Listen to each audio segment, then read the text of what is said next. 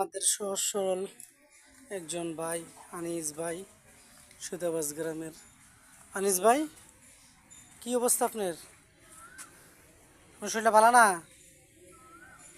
শরীরটা ভালো না? শরীরটা ভালো না আপনার? কি চা খাইবেন? কি চা খাইবেন? হুম, আনিস ভাই, কি চা খাইবেন? দুধ চা না রং চা? কি চা খাইবেন কোন? আচ্ছা, চা খাও, কি চা? দুধ চা না রং চা?